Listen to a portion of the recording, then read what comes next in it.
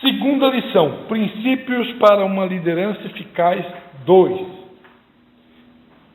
Texto de inspiração, Gênesis 17, 1 e 2.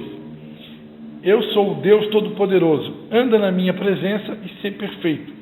Firmarei minha aliança entre mim e te multiplicarei extremamente. Palavras que Deus declarou para Abrão, que se tornou Abraão. Acho que aqui em Gênesis 17 ele já era Abraão, deixa eu só confirmar. Em Gênesis 17 ele ainda era Abrão. Ele ainda era Abrão. Mas a partir do momento que Deus estabeleceu aliança com ele, segundo eu aprendi, o que Deus fez? Deus pegou uma letra do nome de Deus, que o nome de Deus em hebraico é JHVH ou YHVH, em hebraico, que em português é eu sou. Então Deus pegou uma letra, a letra H, e ele, no hebraico, Abrão é Ibrahim, e ele passou a se chamar Ibrahim, com H junto, que é uma letra do nome de Deus. Então Deus pegou uma letra do nome dele, acrescentou no nome de Abraão, no português, ficou de Abrão, ficou para Abraão, mas no hebraico, Ibrahim para Ibrahim. E a partir desse momento, então,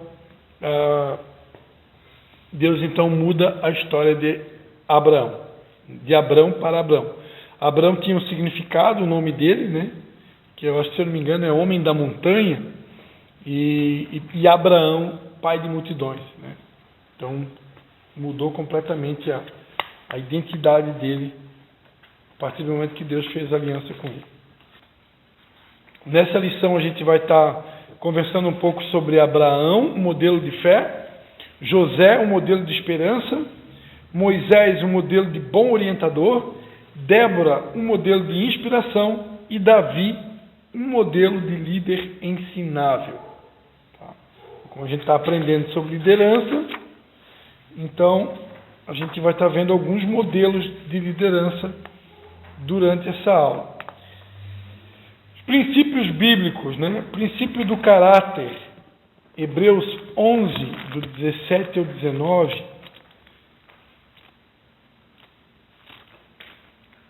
Se alguém puder abrir aí Gênesis 41, uma outra pessoa Gênesis 39 e uma outra pessoa Êxodo 33.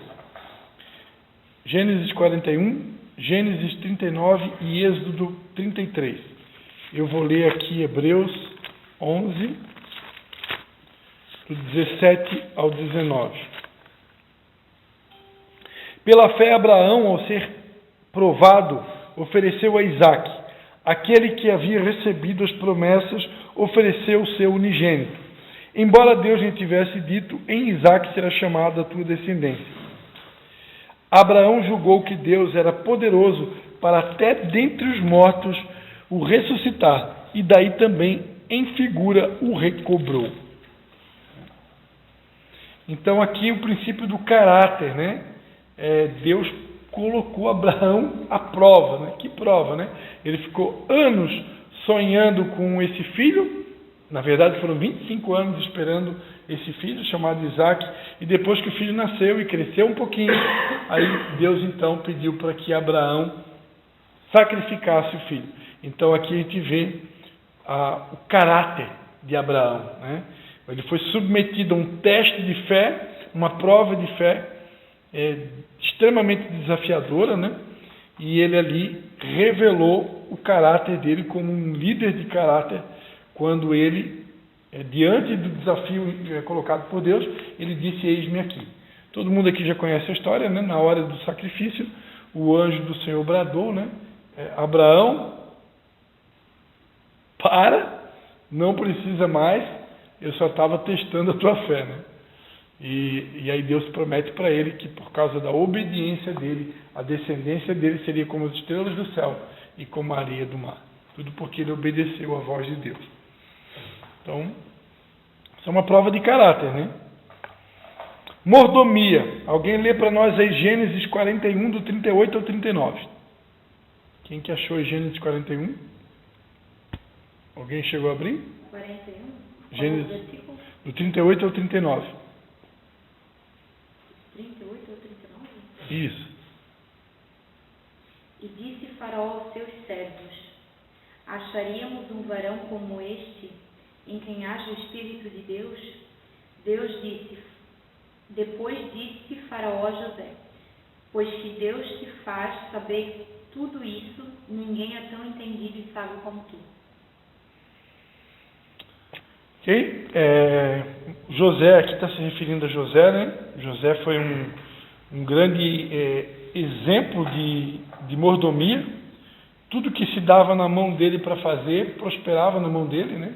Enquanto ele estava servindo na casa de Potifar, tudo que ele colocava a mão prosperava. Depois ele foi parar na cadeia, lá dentro da cadeia, ele fez a coisa acontecer, né? Então, um exemplo de mordomo, né?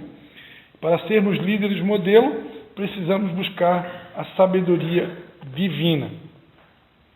Ali no caso, Faraó, diante do período de seca que eles estavam vivendo, na verdade, diante do sonho que Faraó teve e não havia ninguém que interpretasse, José trouxe a revelação do sonho, e com a revelação o Faraó entendeu que ele precisaria de alguém sábio para poder administrar o Egito naquele período. E aí ele entendeu que, por que não colocar alguém que tinha a própria sabedoria divina, no caso José. Então isso é um princípio de mordomia, porque ele foi um bom mordomo, se preocupando aqui no caso de Faraó, em pegar uma pessoa sábia para poder administrar o Egito, né, ou o mantimento do Egito naquele período, né? Uma pessoa que tinha o Espírito de Deus. Então, Faraó agiu como um bom mordomo porque procurou alguém com sabedoria, e o próprio José foi um excelente mordomo porque ele que na verdade administrou tudo, né? Autogoverno, Gênesis 39. Não precisa ler, porque aqui não tem o versículo, é o capítulo inteiro, né? Gênesis 39. Alguém chegou a abrir Gênesis 39? José foi levado ao Egito, Potifar, o de Faraó, questão da guarda. Então é o texto que fala sobre José, né?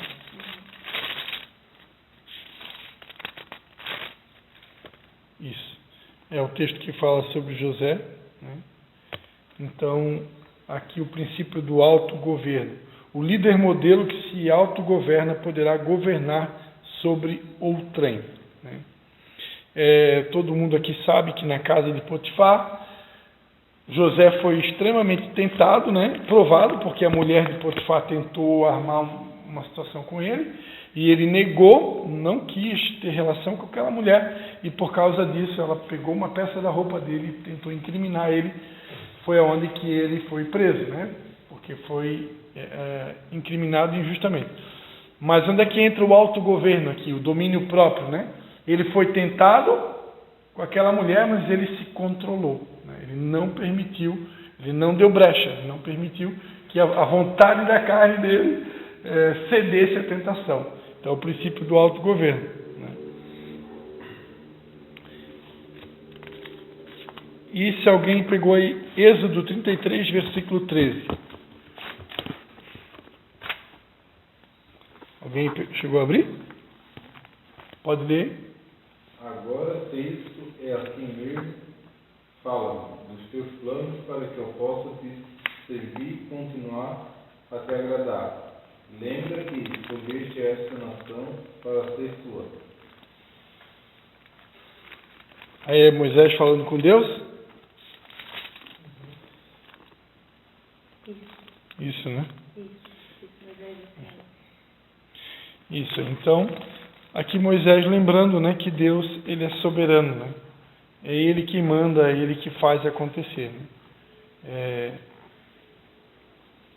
Tem, no mesmo, em Êxodo, tem um outro versículo que... Quando as pessoas pedem para Moisés subir no lugar, Tem um outro texto de Êxodo que fala que Deus fala, né, que Ele vai ter misericórdia de quem ele quiser ter misericórdia, e Ele vai abençoar quem Ele quiser abençoar, por quê?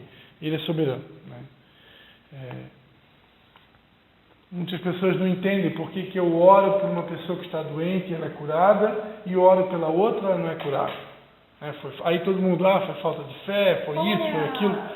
Na maioria das vezes a resposta é a soberania de Deus. É soberania. É o princípio da soberania. Princípio da soberania.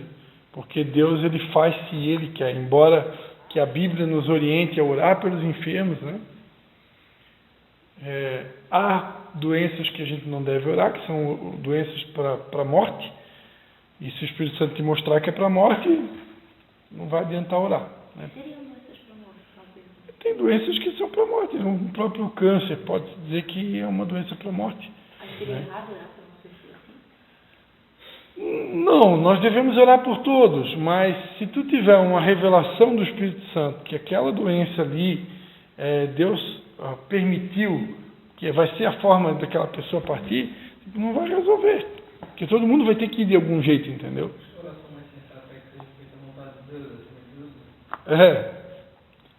Seja feita a vontade de Deus. Mas, às vezes, se tu tá cheio de compaixão e aquela pessoa é um parente teu e tal, tu vai orar pela cura, né? Tu vai orar pedindo, Senhor, pera o milagre. Vai orar pedindo a cura, mas que tu esteja pedindo uma cura. Pode se acrescentar essa fala, né?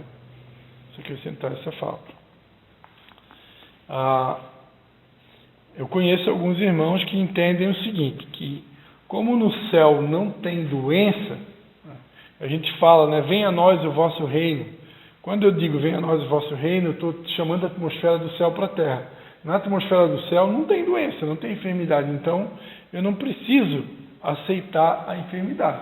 Então tem gente que tem essa fé que não aceita a enfermidade de jeito nenhum e ele crê que ela tem que sair e tem que ir embora. Né? Deus respeita a fé de cada um. Né? De fato é que está escrito, sinais seguirão os que crerem. Em meu nome expulsarão demônios, falarão novas línguas, colocarão a mão sobre os enfermos e eles serão curados. Então isso é para os que crerem. A única ressalva é que tem doenças que são para a morte. É só a única ressalva. E aí são casos específicos. Geralmente mais casos de idoso, entendeu? Não tem mais casos de idoso. A pessoa já está com lá 80 anos. Aí vem algum tipo de situação que é da própria consequência da idade. Deus não vai... Eu não conheço um caso de alguém que tinha 85 anos e Deus fez ela rejuvenescer para ficar com 50. Eu nunca ouvi esse tipo de milagre. Né? Ou dá mais de 50 anos de vida. Aí só no caso da Bíblia, né? Ali no caso de Josué, de Ezequias, né? Que Deus acrescentou mais anos de vida. Aí é uma situação diferente. Mas nos dias de hoje, normalmente, quando uma pessoa está com essa idade e vem uma enfermidade, normalmente aquela enfermidade ali está ligada aos últimos dias dela. Mas não estou aqui querendo apagar a fé de ninguém, né? Só estou dando uma opinião do que eu penso, né? Deus respeita a fé. Amém? Concordo com o André, que na verdade a prepotência de orar achando que a pessoa vai ser curada porque eu orei. Não que eu não tenha fé, mas tipo assim, eu vou orar com toda a fé que eu tiver para que seja feita a vontade de Deus, e torcendo para que a vontade de Deus seja a mesma que a minha, mas né? Tipo. Eu tenho um amigo que ele ora para as pessoas ressuscitarem. Eu disse que no meu velório ele não precisa isso. Ele diz que todo velório que ele vai, ele faz a oração, tipo assim, né? Ali tem muito. E se for da vontade de Deus que a pessoa se levanta, ele diz assim, que não é a oração dele, entendeu? Mas ele diz que tem fé que Deus pode fazer isso, porque já fez. Então ele disse assim, se Lázaro ele disse assim, ele não pode orar para as pessoas ele na mente dele ele ora por Deus. Deus, se tu quiser fazer, eu estou preparado para viver isso. Tipo assim. E ele ainda diz que ele disse, quem não morrer vai te aceitar, porque ele está respondendo Jesus aqui, e ele orando isso, cara, não. Eu já disse, eu morrer sem voto direto, ou para nem ter esse risco. Já pensou? Ontem, depois do ensaio, ele chegou aqui e nós estávamos conversando sobre isso. Ele disse que estava falando sobre oração. Ele disse que o próprio Jesus falou que a gente ia fazer sinais maiores do que ele fez, obras maiores do que ele fez. É real. mínimo. Aí ele diz assim, é fácil orar por dor de cabeça, ele ainda brincando, nós temos que orar para ele se levantar do caixão. Ele veio assim, né? Ele disse, porque se a gente ter fé e acreditar, eu falei, claro, cara, tem que estar num nível muito alinhado. Eu acredito que um caso desse, se Deus quer ressuscitar a pessoa, eu acredito que Deus fala contigo antes. Eu acredito que, como o caso de Jesus ali, Lázaro, ele já tinha conversado com o Pai no meio do caminho, Deus já tinha dito para ele, não, isso aí tem um propósito, tu vai orar lá, ele vai ressuscitar. Então, quando Jesus chegou lá, ele já tinha conversado com o Pai já tinha dado a instrução, que a Bíblia diz que o filho só faz o que vê o Pai fazendo. Então, ele já tinha. Eu penso assim, porque pela dor daquele que eles amavam e chorou. Né? Eu vou lá no velório para ressuscitar alguém tomando. Então, eu tive uma experiência de um velório que eu participei. O pessoal, para encerrar rapidinho aqui a sessão. Eu participei de um velório de uma criança. E tem aquele dia que tu está 100% ligado com Deus. Tem dia que tu tá on ali, né? E eu estava naquele velório, eu estava on, eu estava ligado ali em Deus. E eu fiquei o tempo todo orando. Fiquei o tempo todo. Tinha um outro pastor conduzindo aquele momento fúnebre. Eu jamais ia passar por cima da autoridade do outro pastor, outra questão, né? Mas eu estava ali orando. Espírito Santo, Senhor, fala comigo aqui. Posso orar para ele ressuscitar? Se eu disser que eu posso, eu estou orando agora, né? Porque era uma criança, meu Deus, recém-nascido. Era muita dor, muita dor. E até o filho de um casal um cara que desenhou a logomarca do Ministério Vindo das Águas. E eu fiquei ali orando o tempo todo, e eu só ouvia um silêncio. Só ouvia um silêncio no Espírito Santo, silêncio total. Eu entendi que não deveria orar, entendeu? Entendi que aquela criança, embora seja pequena, ela cumpriu o propósito dela. Porque eu creio que cada um de nós veio a esse mundo para cumprir um propósito. E às vezes o propósito, a criança ali vai ser poucos dias mesmo. Né? A gente falou isso quando eu vou mentir. Então, que às vezes, tipo assim, porque daí um dia a gente estava conversando e eu não me lembro quem falou assim, porque ela já nasceu, tipo assim, com testemunho gerado, assim, forjado. E aí no dia eu lembro que, tipo assim, eu tinha feito meu devocional e orado de manhã e tal, e tinha lido um texto de Lamentações, e aí eu ainda comentei, acho que foi lá na casa da Cátia, a gente falou assim que a gente tem muito isso, porque aquela pessoa está passando por aquilo, só que às vezes não é ela. É tipo assim, quantas pessoas no entorno que viram aquele testemunho, que foram tocadas por aquilo, e que às vezes, tipo, uma adversidade acontece contigo, não é nem porque tu tens algum motivo, nem nada desse tipo, mas é para até testificar a fé, às vezes, de pessoas próximas, de pessoas que acompanham, de pessoas que sabem, né, tipo assim, que foi uma coisa bem marcante, assim, para nossa família, então, tipo assim, mas foi uma coisa, assim, que foi o que a gente comentou, sabe, que literalmente tem coisas que às vezes uma pessoa passa e não é ela, mas é tipo assim, as pessoas ao entorno que estão sendo forjadas por aquilo, digamos assim. No caso desse casal que perdeu o bebê bem recém-nascido, eles hoje são líderes, pastores, acho que já são pastores, de casais do Ministério Casa do Pai, lá do pastor Marcos, né, que é meu filho na fé. Então estão à frente do Ministério de Casais, né? Então, provavelmente já devem ter tido algum discípulo que passou por experiência parecida, semelhante, né? E eles, com toda a propriedade, vão saber como aconselhar e ajudar. E só o testemunho, né? Testemunho de vida, né? Porque tem pessoas que por menos se desvia, né, do caminho do Senhor. Aí tem alguém que perdeu um filho recém-nascido e permanece firme no caminho de Deus, que não atribui nenhum problema a Deus. Isso é um baita testemunho, né? Porque tem gente que se revolta, né? Quando teve aquele massacre lá em Blumenau, um dia a gente, família, sentou todo mundo na mesa e a gente ficou nessa discussão, né? Porque o menino morreu e o pai, no mesmo dia, ele disse que perdoava. Assim que o jornal foi entrevistar ele, não, eu sou cristão, meu dever como cristão é perdoar, eu sei que eu não queria ter perdido meu filho e tudo mais. Muitos naquele momento estavam de mal com Deus, né? E ainda questionando o porquê que tu fez isso comigo. E aquele caso, e ainda teve gente que criticou dizendo que ele só queria aparecer. Não, o teu sogro falou, o tio Bahia falou pra nós assim, vocês conhecem alguém que vendo o cara na frente não ia quebrar o cara na porrada ou matar o cara? Aí na hora a gente ainda começou a rir, eu disse, eu conheço uma pessoa que se fosse o filho dele ia ficar destruída, mas que não ia agredir outra pessoa jamais. Quem? Aí eu falei, o Leandro olhou para mim assim na hora, e o Leandro falou assim, ó, eu não sei se eu teria sabedoria dele para perdoar, tipo, na velocidade que ele perdoou, o Leandro, mas jamais cabe me julgar.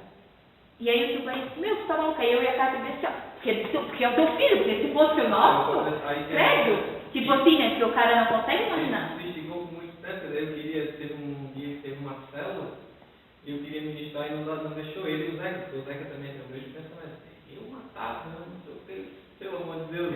Eu disse assim, tipo assim, eu também não consigo imaginar, tipo assim, agredir outra pessoa por motivo que fosse, mas foi o que a gente disse, tipo assim, ó, a fraqueza das pessoas muda de pessoa para pessoa. O que eu e a Cátia comentando foi assim, ó, que talvez, eu não fosse atrás de matar o cara, mas talvez eu não conseguisse mais viver. Sabe? Tipo, não mal pra ele, mas eu também não conseguiria viver provavelmente. Sabe? Tipo assim, não teria motivos para acordar no outro dia. Então, tipo assim, foi a discussão que a gente teve, tipo assim, o quanto, meu, a pessoa tem que estar literalmente bom totalmente. Nessa parte, sim, no caso, não queria viver mais. Isso, foi o que a gente falou. Eu, no caso, que eu vejo que mais fácil de matar o cara seria vontade de me matar. Meu pequeno, ele fugiu, não achava onde eu saí de lá, eu se não achar ele, então eu me mato na viagem. E aí, assim, eu levei 3 minutos de Tijucas aqui, de moto. 2 vezes quase que eu fui na viagem. Mas quando eu cheguei ali, ele estava ali. Mas quando eu recebi a notícia que ele já estava 2 horas fora e ninguém não achava, e que daí a França foi me segurando nos últimos momentos. Quando ela me disse que não, quando eu saí de lá, eu saí. Sim, meu joelho já falei, leva aí, não quero mais ficar aqui. Foi o que a gente disse, você a força de continuar. Aí é o que a gente falou, o quanto tem pessoas que, tipo assim, ó, meu marido é uma coisa, é um medo constante que ele tem, assim, uma criança sequestrada, uma coisa desse tipo, ele é neurótico, por isso ele deixa o cara perturbado. As crianças não vão para lugar nenhum sozinhas, as crianças não ficam um segundo sem ninguém olhando, sabe? Ele é neurótico com isso, assim, desde sempre. E aí, tipo assim, mas foi uma coisa que ele falou, foi jamais me mataria. A única convicção que eu tenho de ver o meu filho de novo é eu ir morar no céu. Como é que eu vou tirar a minha vida e eu nunca mais vou ver meu filho? Eu não vou morar no céu. Se eu fizesse isso. E a gente ainda...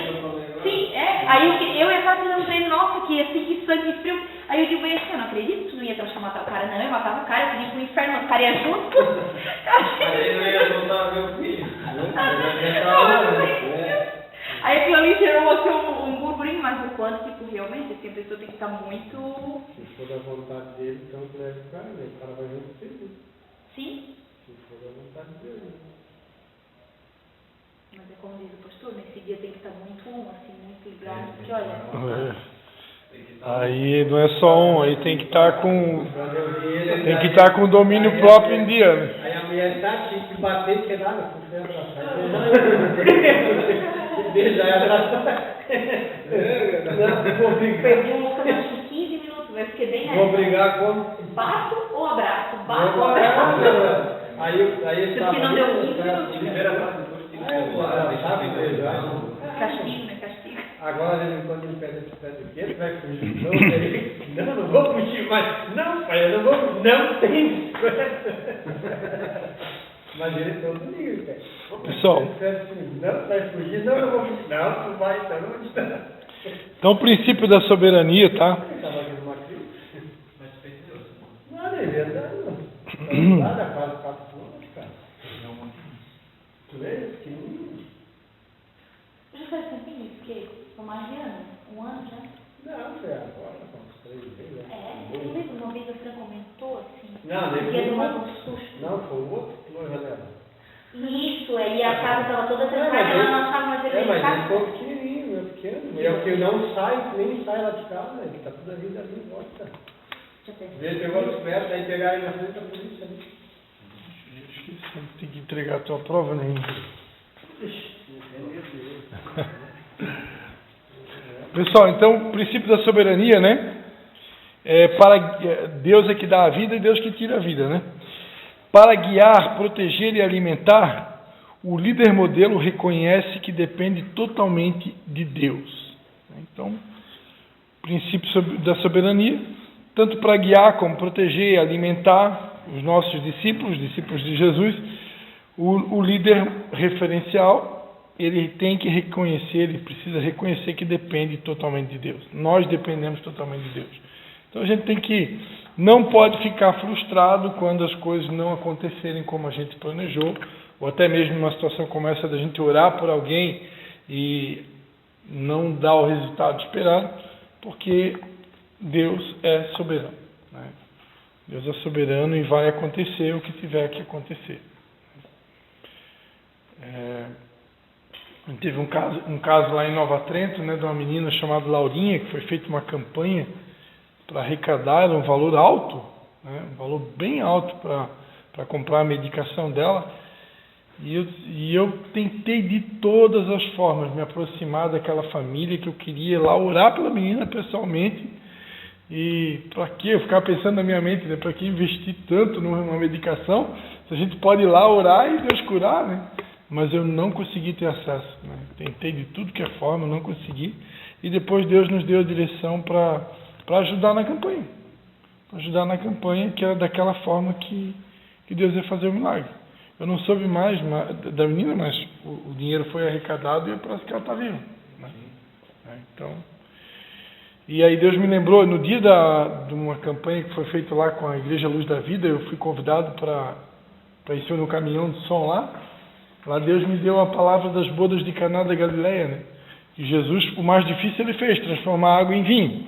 Mas quem encheu as talhas de água foram os mestres de sala. Aí Deus falou comigo que tem milagres que ele vai fazer com a participação do povo.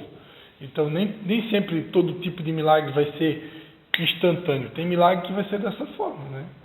O meu filho Levi, ele tem autismo. Graças aos tratamentos que foram feitos com ele, hoje já é quase uma criança normal, já quase não se percebe assim. A diferença é muito pequena, né? Já melhorou bastante, mas foi graças aos tratamentos. A gente ora, mas o principal ali foi os tratamentos, né? Que realmente dá resultado. Os vários professores que já interagiram com ele, né? Pedagogo, psicopedagogo, neuropediatra, psicóloga, e vários tipos de profissionais, né? Fonoaudiólogo.